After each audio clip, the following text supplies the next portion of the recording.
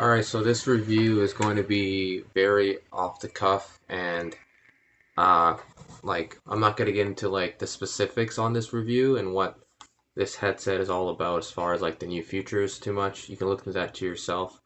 I just wanted to review it because I've been using it for about a month, maybe a little bit longer than that.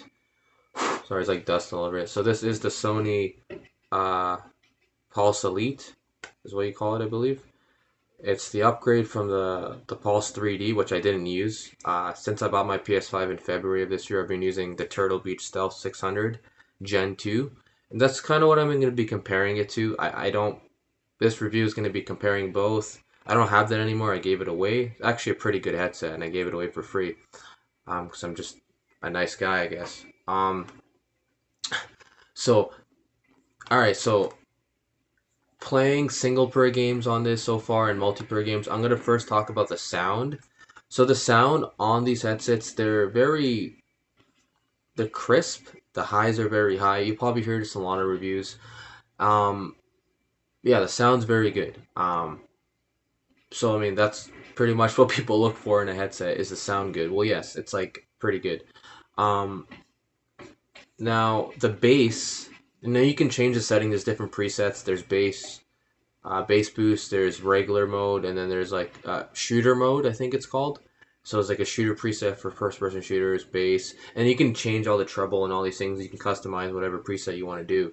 Um, but I mostly play obviously the shooter preset because I'm usually playing Call of Duty, and it's actually really good on that. You can hear the when people are changing guns or like reloading, I should say. When you're shooting, you can hear it very well. Even when you're switching guns, it just you could all the noise of like what you should be hearing kind of goes into your headset. And everything else is very balanced out, if that makes sense. When I played single player, so I played God of War, Ragnarok, Valhalla, and Still Wakes the Deep. Um, for some reason, it's not. It's different on games. Certain games you play like single player games. So those are the games I played so far, and I played it on bass boost. And honestly, they're not the greatest when it comes to like specific sound. It sounds clear, but it's not as good when you as if you would play it on Call of Duty, on these headsets.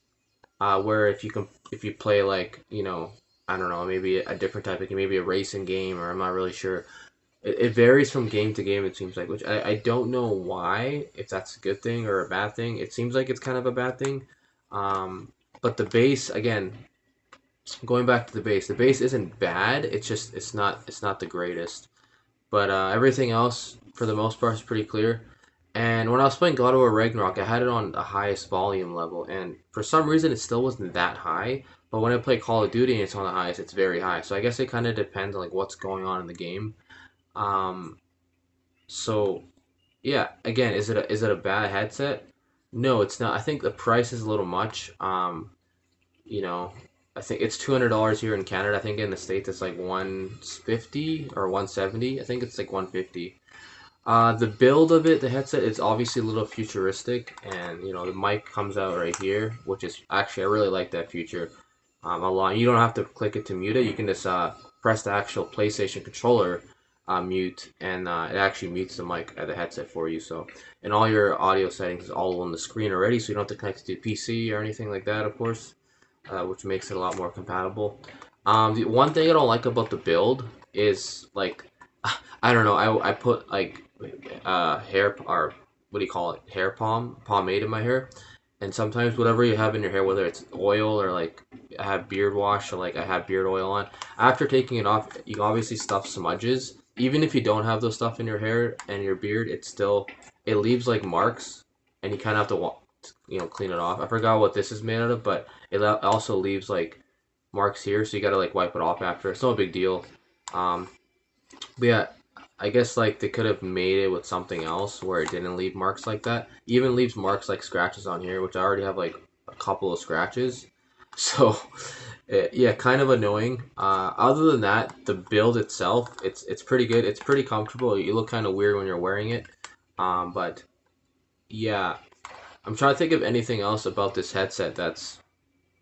So okay? So is it better than the Turtle Beach, let's say Stealth 600? I'm very I'm kind of like torn because that headset costs like 130 bucks. This is 200.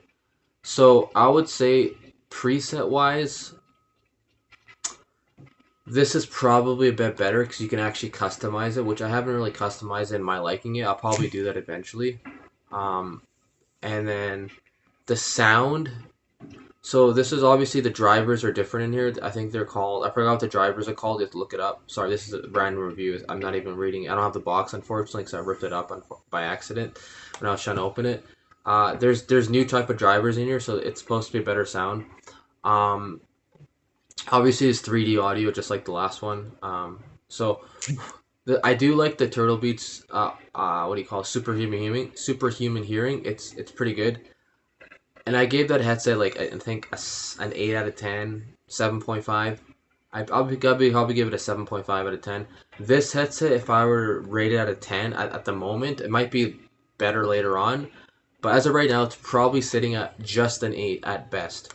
So it's a little bit better than I would say the Turtle Beach as far as I guess sound overall. Other than that, I guess there's obviously a difference in the build and stuff like that. But it's not the greatest headset. Some people say it's one of the best headsets out there. Again, I'll have to play around with a bit more with different games, change the actual presets more and customize them. I went through all the presets that are already given out of the box, and I would say it's a solid headset. I haven't had any issues with disconnect issues because I know people have had disconnect issues from the toggle or the dongle. Sorry, the dongle. I've only had one disconnection issue so far. I have a PS5 Slim, so I just connected in the front with the USB hub because you connect in the back, it can overheat. That's a lot of problems people have with this headset. So if you have a PS5 Slim, you'll have to buy a PlayStation Hub extender for the front and just connect it, which costs like 20 to 30 bucks on Amazon. But yeah, don't put this in the back of your PlayStation 5. It'll eventually overheat and you'll have disconnection problems most likely. I had to do the same thing with my Turtle Beach because I don't want to put it in the back, right? So overall, 8 out of 10. Not the best headset I've used, but as far as let's put it this way, as far as first person shooters, if you're wanting a headset mostly for that, if you're mostly playing that type of game, or even I guess third person shooters perhaps, um, this is a pretty solid buy. For other games, you have to. It's kind of like an individual basis on your liking and trying to customize your own preference and what you think sounds better. But it's very very solid on first person. I would say almost great on first person shooters, um, which is good because Call of Duty Black Ops 6 is coming out soon. And I'll be getting that. So yeah, that's kind of my review. Like I said, off the cuff. If you want to know more of the features about the headset and what's included in the box, I would definitely look into it if you want. But yeah, that's my review. All right, blessings, bye.